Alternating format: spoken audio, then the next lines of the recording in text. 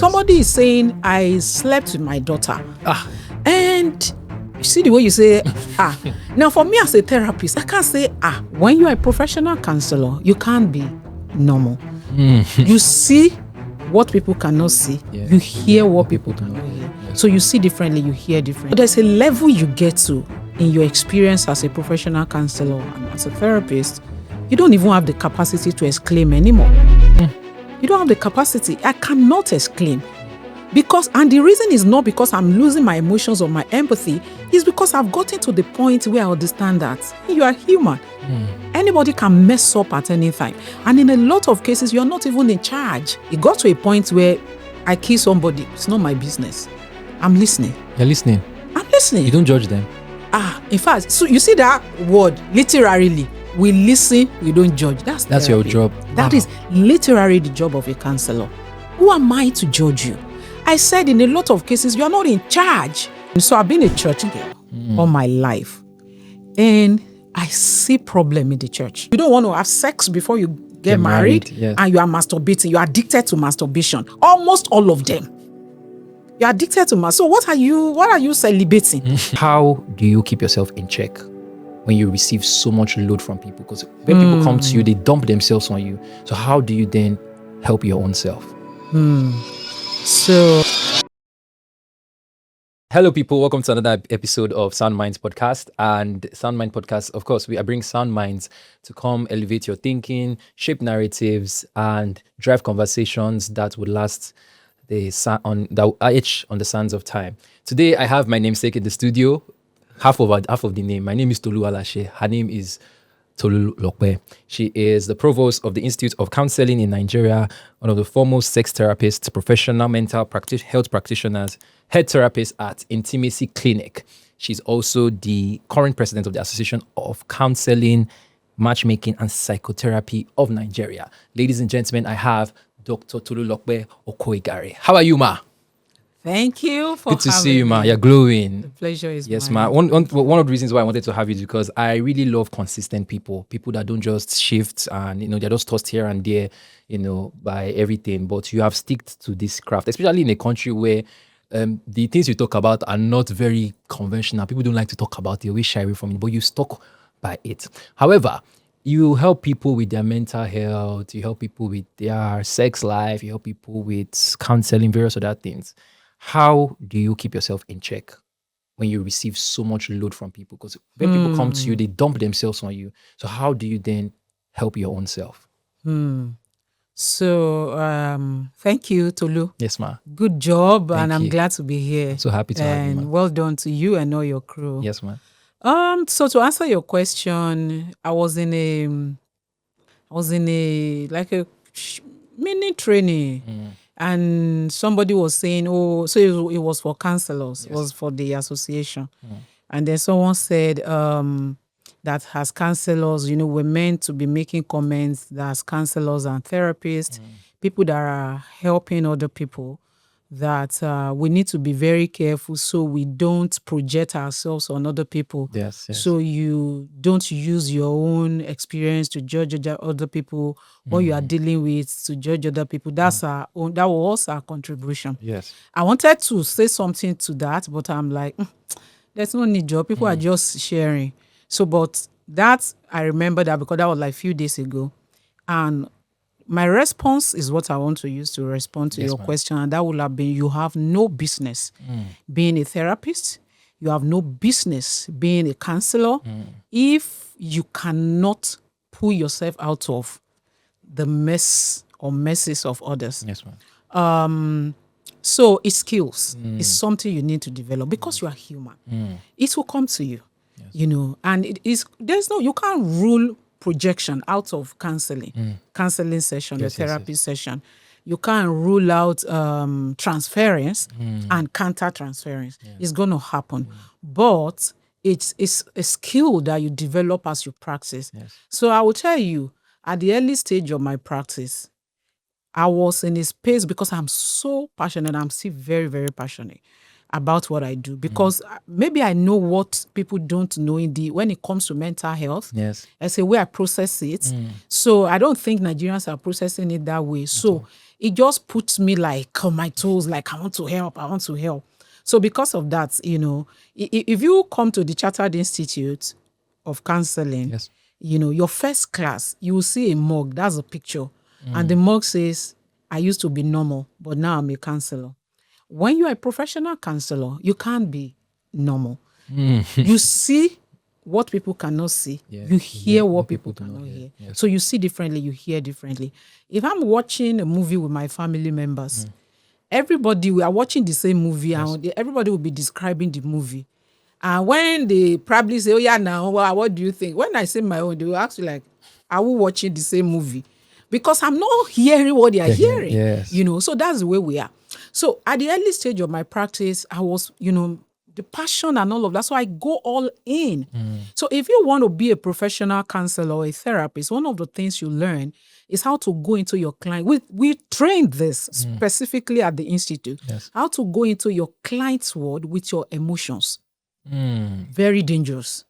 So in fact, there's a field of counseling where if your client is feeling pain, maybe in the arm, you can feel the pain in that arm if you know how to enter into your client's world. Wow. It is possible. So it's deep. Psychology is interesting. Yes. So you need to go in with your emotions. So you go in with your emotions, you feel.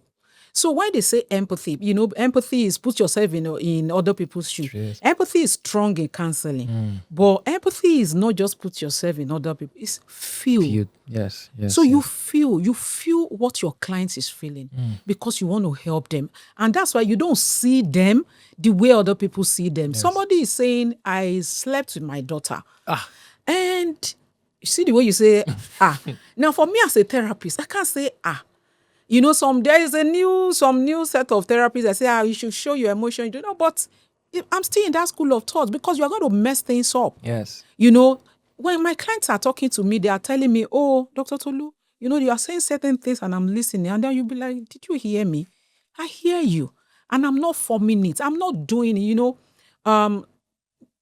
Therapists and counselors that are just coming up, they are learning how to manage their emotions, how not to exclaim, how not to say, Jesus, oh, what is this? So you are learning all of that. But there's a level you get to in your experience as a professional counselor and as a therapist, you don't even have the capacity to exclaim anymore. You don't have the capacity. I cannot exclaim. And the reason is not because I'm losing my emotions or my empathy, is because I've gotten to the point where I understand that you are human. Anybody can mess up at any time. And in a lot of cases, you're not even in charge of what is making you to mess up. Right. So back to the question again. Yes. So you go in, you feel. So at the early stage of my practice, I just want to feel. I just want people to be okay. I didn't even really understand what I was doing that much. But I was just going. And then it got to a point where in my head, my head would just be singing. Because I'm hearing things, terrible things. Terrible. So this Alpha Beach is not too far from my house. So when I close from work, then wasn't, So when I close from work and my head is just singing, I would just tell my driver, just enter that beach. Wow. Yeah. You experienced so I will that? drive in that and then we'll park. I will carry my shoe. I will go to that side, where there's nobody. Yes. I will scream and scream. In fact, sometimes my husband will be coming from work and be like, hey, babe, where are you? I'll be like, I'm in that beach. We're like, that your thing has started. And then he will be like, what kind of work is this now? Therapy. To my husband too is new. Like, what kind of job is this? Must you do it? Must you get so that was the early stage. So I learned how to go in. But I got into a level where I knew this was not right. So I was now learning how to walk myself back. And then I walk myself back to a level where it got to a point where I kiss somebody. It's not my business. I'm listening. You're listening? I'm listening. You don't judge them? In fact, so you see that word, literally, we listen, we don't judge. That's your job. That is literally the job of a counselor. Who am I to judge you? I said in a lot of cases, you're not in charge. That's the difference between maybe like counseling or psychology and law. Law doesn't believe like you whatever you do, you face the consequences. Yes, There are consequences as well in psychology, but we understand that in a lot of cases, you are not in charge of what is driving you. Yes. Right? So I got to a point where I now have to move myself back. So I got to a point where I now became blunt, like blank, emotionally blank. Wow. So you say it, so it's, okay. There's nothing you have not heard. And then I began to notice that, no, this is not me. This is not how I want to work. Like, and one thing that is very important for therapists is self-awareness, right? So I realized that, I need to walk myself back. Yes. I'm losing my empathy. So I have to gradually walk myself back. So all of these are psychological work, experience, self-awareness, put together will take you to a point where you can balance it. So you can go in and then you can pull yourself out. And you can be sensitive, you can be emotional, you can still and you will still not lose yourself. Yes. You can be empathic without losing yourself, and you can get to a point where you also don't become too insensitive, yes, or you lose your empathy as a therapist. So yeah, to answer your question, that's how it works. I'm at a level where it's balanced. You're mature now. Without screaming part of that really shocked me. because you literally hear voices in your head and everything. But your story is very interesting because I know you are very well read. You studied food science and technology in Ondo State before studying economics and all of that. But when I look at all these things, how did it connect to mental health, predictional sex, and all of that? Did you always have like passion for it? So I became born again when I was 10 in deeper life. Wow. And so I've been a church girl all my life. And I see problem in the church. So I'm inside. I mean, I don't think I've ever said this before. While I was growing up, all the brothers in the church were after me. And then at some point, and I used to be like the spiritual sister of the church. I don't think I'm even fine like this. Very spiritual, but I'm having issues with brothers. Maybe because they just say, maybe, I don't know what is driving it. Maybe because I'm passionate. Maybe because I have bomb. I don't know what it is. So I was wondering why. And then it got to a point, I remember my pastor said, we need to do deliverance for Sister Tolu. Why are all the brothers liking her? So at that point, I was still very young. This was maybe OND. Okay. So very young. I've not even gone to the university. So in my head, I felt it's not right. Like, I didn't do anything. I even wear long skirt. I don't wear trousers. I don't wear jewelry. So what did I do? Why are you trying to shift the blame on me? I can't question him, but I don't feel that was right. So that was driving my emotion, my thoughts about, listen, is not right. What is wrong with all these brothers? Didn't they have self-control and all of that? So I started pondering on it. And then by the time I started getting inside the church, I started seeing, a lot of brothers, they are cheating on their wives or their partner or somebody they wanted to get married to. And then my pastor then did something very terrible. I'm not going to share. I've never mentioned it. But he did something terrible that threw me off balance. Because I remember in my house, I grew up in a very big house in our town. And in Ekiti. Think about Fuji House of Commotion. So, but my brothers my dad, was very rich. So all my brothers, my brothers they are in and sister they are in. Yes. So like my set now would be like 6 from different women, the same sets. So we are sets, fine. And yes. My siblings are quite very beautiful. The majority look like half caste. Very beautiful. So when their friends are coming, like they're coming from the university, my brothers, their friends, they don't go to their house. Everybody fall into our house. So our house is just very... And I remember that was just so different from everybody. So if I'm coming like this, they're at the balcony, they are watching me carrying my Bible and just go, Sister Tolu. One day the Holy Spirit will impregnate you. So those are the kind of, the conversation that goes on in my house to tell you how devoted I was. And then, so my pastor tried something with me. I mean, maybe because I was a virgin and I was so into God and all of that, it didn't make me to fall for that. I don't want to go into details anyway. But these were the things. So that particular incident, That curiosity, you're wondering. I'm like, what is he looking for? I know he's fiancé. He's not married, but I know he's fiancé. What's he looking for? So, and then I've always been, like I said, since like 10, 11, when I became born again, you see me I will lead music. I was the interpreter, prayer lead, if I enter, maybe I travel to visit my friend or my brother, uncle in Abuja today in an environment.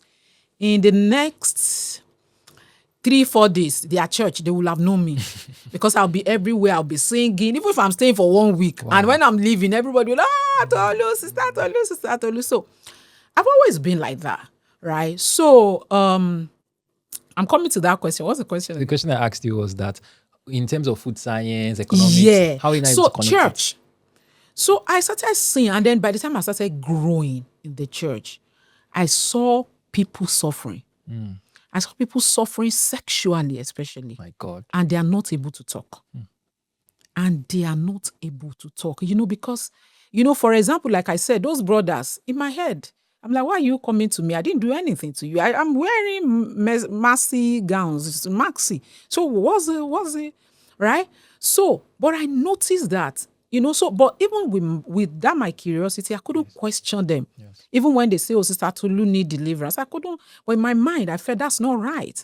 So for me, I will always be in the school of thought that I want to ask you, why do you think that is right? And I want to question whatever you are holding on to and all of that. But I saw that helplessness in the church where they are suffering, but they can't question. They are suffering and they cannot say anything. In one of my churches, not even too long ago, there's something, very massive church. And they were talking about something. Everybody would say, okay, sir, yes, sir, can you come? And the pastor is my father. I love her so much. But in that multitude, I raised my hand and I'm like, why should we do it like that? Why should we? And then everybody started murmuring, over Sabi, I don't send you. Why should we? I said, what if we don't want to do it that way? And then he gave me a very good answer and said, oh, because that's the way we do it here. Okay. That's very okay. That's the way you do it here. Okay, that works. And if I want to be a part of this place, then I should obey the rules. But if I feel I don't like it, then I walk out of that place. You cannot compel me to do, all of those things. So I feel like people really don't know. They don't have personal encounter with God personally. And so they just follow bandwagon and that's why people struggle with celibacy or whatever they call it. Yes. You don't want to have sex before you get married and you are masturbating. You are addicted to masturbation. Almost all of them. You're addicted to masturbation. So what are you celibating? Right? You're addicted to masturbation. You are saying I'm celibate. You guys are making out, you are doing all of that. You say you are celibate. What's that?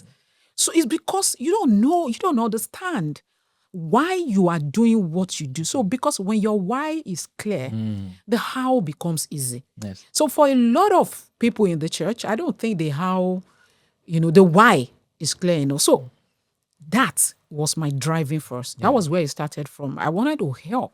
I wanted people to be able to say I'm suffering. I wanted people to be able to come out and say I'm suffering.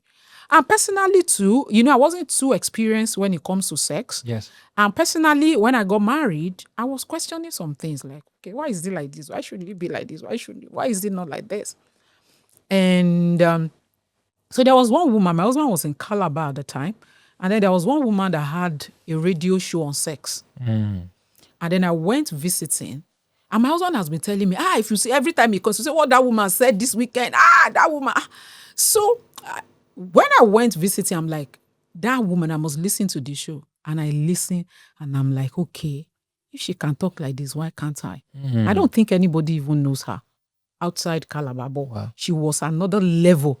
The moment I listened to that show, I'm like, when I get to Port Harcourt, this is what I'm going to do. Starting this show. Wow. Yeah. So from food, so it has always been there. I've always been a church girl, interpreter, rural evangelism, church planting. You will find me there. Always want to make life easy for other people. Yes. And then I think I have this instinctual capacity. They call me prophetess Tolu at some point when I was growing up. I could see if I go out with my pastor is going for a crusade, I would tell him, when we sit down and pray together, I will tell him what they are bringing to that crusade. Wow. I tell you. And some things that I see so before we go, we will lock ourselves up with some prayer warriors, and then we'll pray. When they don't see me, they are waiting. Where's Sister Tolu? Where's Sister Tolu? And when I get there, when I close my eyes, I see. And then the man will write all of them down. Like every other pastor. That's how it happens. Some people give to prophets, some people, yeah. And when he gets to the crusade, some things I see in my head, I'm like, I don't know what it means. And he will say, there's somebody here. And then describe exactly the way I saw it. And the person will come out and describe. And in my head, I'm like, is this possible? Right? So that has always been there. Yes. So I always want to help people. I want to listen. I want to make the world a better place. I want to make life easier for others. So coupled with my personal experience and all of that. So at the early stage, because before I couldn't enter university, I didn't have math. So I did food science and technology. Then I moved to University of Ado-Ekiti to do economics, masters in Uniport. And then I now decide I want to do psychology. So today, PhD in psychology, tidying up. I'm almost done with my PhD in sexology. Yeah. Wow. So I think I read that you actually furthered abroad. Yeah. You at some point you schooled in Scotland, USA, and all of that. Okay. So how were you with the things you learned in those schools? How were you then able to bring it to our own culture here? Because they have a very they are worlds apart. They have a very unique way they teach those things over there, and we have a very unique way here. So how were you able to now align both of them together? I'm sure that a lot of us, even in different fields, when you find yourself among intellectuals or in classes abroad, and you bring your perspective as a Nigerian or African, they are looking at you and be like, really? Maybe in tech, or I don't know, maybe in law or other fields, maybe it's not that serious. But in psychology, in our thought pattern, the way we think, the way we reason, the way we behave, when I bring my perspective to class, they are like, are you for real? Are you sure? Right? And that's why you see some of my clients, they will tell you, oh, my clients are elite. That's the truth. And some of my clients will tell you, oh, I can't talk to anybody in Nigeria. Maybe you're a politician, you're a CEO. I don't think my secret will be safe. Nigerians don't understand. They don't believe we understand therapy and counseling. So because of that, they will go, when I go to America, I will do my session. When I go to Europe, and then they will go, you sit with an Oyinbo therapist and you are talking. And the person is looking at you and the person is surprised, like, you are still alive, like you've gone through all of this. The person is thinking, why are you talking to me? You should be talking to a psychiatrist. Exactly. Because you are not normal. You think we are normal? We are not. We are sick. Actually, Nigerians. Nigerians. Our wiring is something else. You see this thing we are selling. Yes. You see this thing we are selling everywhere. We are resilient. We are hope. Yeah, that's resilience that is laced with trauma. Wow, this is resilience my question. with low self-esteem. Resilience with complete emptiness on the inside. Yes. Resilience with everything that is about you is just money. Resilience with poor emotional intelligence. Resilience with poor capacity to connect emotionally. Sure. What is resilience? Your resilience is money. That's all. That's all, yes. That's all. That's what's driving empty, you. Remove money. Zero. That's who we are. There's not much with you apart from money. That's who we are. Everything is about money, money, money, money. That's all we think about. So you see, so when you are with the white people and then they hear you. So when I say all of these things, when I come with my perspective, they'll be like, really? Really? There are certain things that, that come up because in our classes at the institute, people we share a lot, all right? Because you are learning. It doesn't matter where you are, whether you are a pastor, you are a imam, whatever, you are your atheist or whatever. You are a far priest, you are coming to study at the institute. Anybody can study. Anybody, wow. Anybody. So you people share their experiences. So you hear maybe senior pastor or senior imam say, I'm a lesbian, I have a female.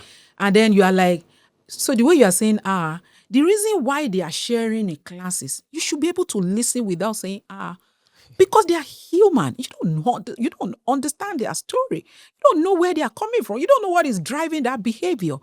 So it is not in your place to judge anybody. You don't know them. Until you get to a point where you can understand their stories, then you can be able to talk from a place of understanding. Yes. Don't sit in your high horse and say, you, why are you like this? You, even you that you are talking, do you even know, You don't even know why yourself. why you are like the way you are? So when I go to all of these places, so when I share and then when the way they marvel at some of this in my head, I'm like, we need to bring this thing home. We need to. So at the early stage when I was studying, at the first time I did diploma in counseling, that was the first time I'm like, this thing must come to Nigeria. This thing has to be in this country because all the theories, all the psychological theories that we use in counseling, therapy are all Western based. Okay. So I know there are some people in Africa that are trying to come up with, theoretical. Yes. Yeah. But I mean, it's going to be an hypothesis before you take it further to become a theory. And it passes. Universally accepted. So as it is now, we still don't have that. Yeah. So what we try to do, or what I try to do, which is the culture at the Chartered Institute of Counseling, is to make sure that we, for international standard's sake, we maintain those theories, but we bring it home to our reality. Yes. So we see how we can apply it to an average Nigerian who, because you can't be using, you are using somebody in America to come up. That's where the research was done and all of that, because all of this, they will run research and all of that. But here, we can look at how we can, manage it to be applicable to our reality. So that was what was driving me. And that's, as it is now, that is still the culture here. And I tell you, Oyinbo therapists will not understand you. Oyinbo therapists will not understand you because, sincerely, we are not normal. Okay, so I was trying to talk about the orgasmic cycle, like orgasm. Yeah, okay. Say orgasmic cycle. So you have so there are different school of thoughts that come up with how the cycle works, how you move from but commonly you move from attraction to desire, from desire to arousal, from arousal to orgasm, from orgasm to resolution, right? So if you are having sexual dysfunction, one of these 5 phases majorly must be the one that is being the space where you are having the problem.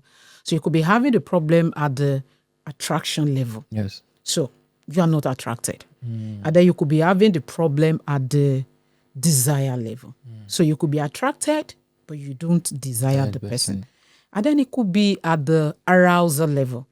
So I am attracted to you. I desire you, but I can't get aroused. I can get that. So I can't get aroused. And then it could be at orgasmic level. You can even be attracted, desire the person, get aroused, and still not be able to orgasm. And then it could be resolution. People could orgasm and there are people, that's not so common, but people state in orgasmic state and they are not able to resolute. It happens, There are people that feel... What's resolution? Like you are coming back, is basically you are just coming back to your normal self. So you've gone through all the cycle and then you are relaxed. But why is resolution a problem? It's not so common, but it happens to some people. They are not able to come. People who have erection. There are people who struggle with not being able to come, not being able to ejaculate. Some women have orgasm at very little vibrations. There are names for all of these little vibrations, and then they are having orgasm. So all of those issues, you can put them at the resolution level. Or like I said, people who are not able to ejaculate, or people who are not able to, you're having erection for too long and you're not able to calm down. So delayed ejaculation. So all of these are the so resolution issue is not like a very common issue. But so the problem when you say women in Nigeria, so you are looking at which of these phases is really being affected the most in Nigeria. I tell you, I think is the arousal. Arousal.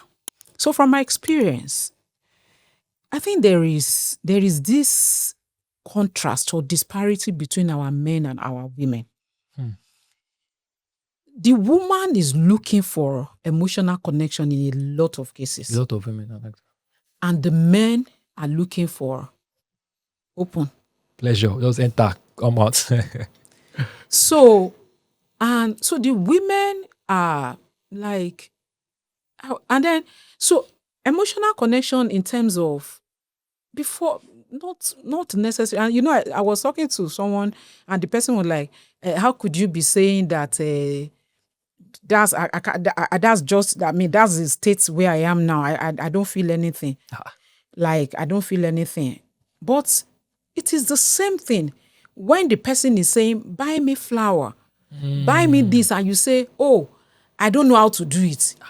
So what's the difference between you and somebody that is saying, I don't know how to give you what you are looking for, and the woman that is saying, I don't know how to? Yes. You know, this is where I am. And it's the same thing. But, you know, when you are talking to a man like that, a man does not understand. Why is it not just open and let me do it?